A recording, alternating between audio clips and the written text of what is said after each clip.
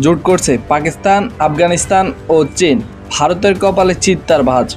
প্রায় 2 সপ্তাহ আগে নাটকীয়ভাবে পাকিস্তান ভারতের দিকে ক্ষেপণাস্ত্র ও ড্রোন হামলার পর ভারত যখন চিরপ্রতিদ্বন্দ্বী পাকিস্তানের সাথে বাকযুদ্ধে জড়িয়ে পড়েছে, অন্যদিকে পাকিস্তান এই সপ্তাহে তার আরও 2 প্রতিবেশী চীন ও আফগানিস্তানের সাথে কূটনৈতিক প্রচেষ্টা এগিয়ে নিতে কাজ শুরু করেছে, যার ফলে প্রায় 4 বছর পর ইসলামাবাদ ও কাবুলের মধ্যে আনুষ্ঠানিকভাবে কূটনৈতিক সম্পর্ক পুনরায় চালু হতে পারে।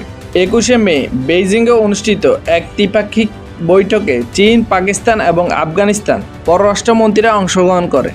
চীনের পররাষ্ট্রমন্ত্রীর মতে, এবারে বৈঠক গুরুত্বপূর্ণ সফলতা হলো সাম্প্রতিক বছরগুলোতে তীব্র উত্তেজনার পর আফগানিস্তান ও পাকিস্তান উভয়ে কূটনৈতিক সম্পর্ক পুনরুদ্ধারের জন্য নতুন করে আগ্রহ প্রকাশ করেছে। আফগানিস্তান ও পাকিস্তান কূটনৈতিক সম্পর্ক উন্নয়নের জন্য স্পষ্ট ইচ্ছা প্রকাশ করেছে এবং যত তাড়াতাড়ি সম্ভব রাষ্ট্রদূত বিনিময়ের জন্য নীতিগত সম্মত হয়েছে।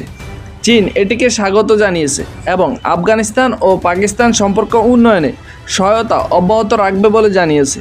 কাবুলের সাথে ভারতের সম্পর্ক জোরদার হওয়ার সাথে সাথে চীনের মধ্যস্থতা পাকিস্তান এবং আফগানিস্তানে আলোচনার টেবিলে ফিরে এসেছে। চীনের পররাষ্ট্রমন্ত্রীর মতে, চীনের বেল্ট অ্যান্ড রোড ইনিশিয়েটিভ এর আওতায় $62 বিলিয়ন মেগা প্রকল্প চীন ও পাকিস্তান অর্থনৈতিক করিডোর এখন আফগানিস্তান পর্যন্ত সম্প্রসারিত করার ইচ্ছা আছে চীনের। এতে অর্থনৈতিক ও সামরিক শক্তিশালী হবে আফগানিস্তান। ভারত পাকিস্তান উত্তেজনার মধ্যে দ্বিপাক্ষিকীয় কূটনীতি।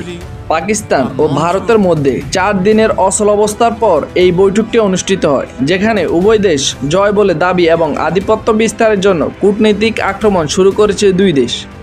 গত মাসে ভারত শাসিত কাশ্মীরের পেহেলগামে হামলায় 26 জন বেসামরিক নাগরিক নিহত হওয়ার প্রতিশোধ হিসেবে পাকিস্তানি সন্ত্রাসী অবকাঠামোতে ভারতীয় বিমান হামলার পর 7 থেকে 10 মে পর্যন্ত এই সংঘর্ষ শুরু হয়।